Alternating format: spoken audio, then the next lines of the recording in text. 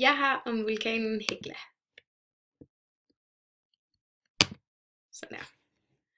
Facts om Hekla. Hekla er 1491 meter høj, og den ligger på den sydlige del af Island, ca. 110 km øst for Reykjavik.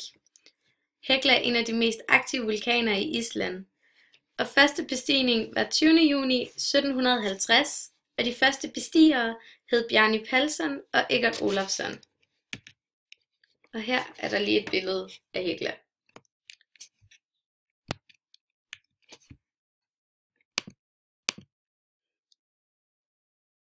Okay. Pladetektonik på Island. Island er dannet midt på den midtatlantiske spredningsryg, det vil sige lige på grænsen mellem den nordamerikanske og den eurasiske plade. Denne pladegrænse er en konstruktiv pladegrænse, og det vil sige, at de to plader bevæger sig væk fra hinanden.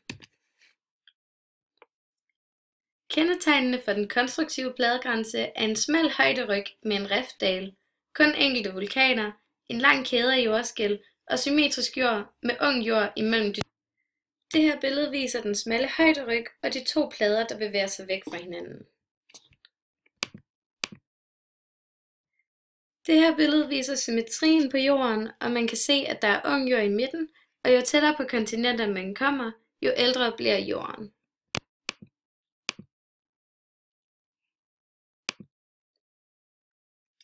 Der dannes ofte nye kratere og sprækker i jorden, når kontinentpladerne bevæger sig væk fra hinanden, hvilket de gør med ca. 2 cm om året. Siden Island er dannet midt på sådan en sprække, har lava igennem næsten 40 millioner år opbygget det lille land. Dette er sket ved at bygge lag på lag af størknede lavastrømme. Hekla er en stratovulkan. Det er den, fordi at lavaen har en høj viskositet, og det vil sige, at den størkner nær krateret. En stratovulkan har både udbrud med pyroklastisk materiale, men også udbrud kun med lava. Den periode, hvor vulkanen har udbrud af pyroklastisk materiale, aflejrer det sig på vulkanens sider. Det samme sker, når vulkanen i den anden periode har udbrud af lava.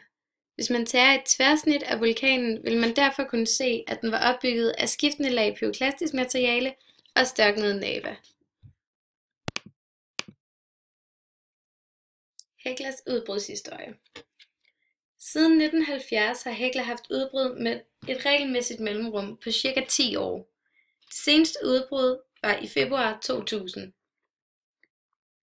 Heklas største udbrud har været i 1294, 1300, 1341, 1693 og 1766. Et typisk udbrud for Hekla starter med et eksplosionsagtigt udbrud, der var nogle få timer. Derefter fortsætter vulkanen med at lægge store mængder lava i op til flere uger. Udbrudsprodukter. Island er helt igennem opbygget af vulkanske bjergarter. Den største del af landet består af basalt, som der især er meget af i vest-, nord- og østlandet. Men tværs over Island er der et bredt bælte af gammelt askemateriale. På den sydøstlige del af Island kan man finde gabbro. Hekla er den mest askeproducerende vulkan på Island og kan producere op til 70.000 tons aske per sekund. Hekla producerer utrolig meget giftig aske, da den indeholder store mængder af fluor, som ligger sig som gasser på jorden. Omgivelserne omkring Hekla. Heklas omgivelser er præget af ret øde og uvejsomt landskab, hvilket gør, at området omkring Hekla er ubeboet.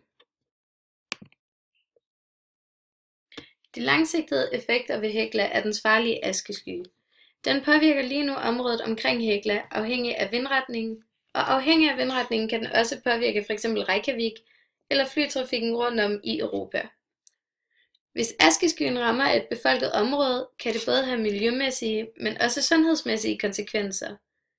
Derfor kunne en langsigtet effekt være at udarbejde et beredskab, der er klar til at hjælpe og informere befolkningen, hvis tilfældet er ude.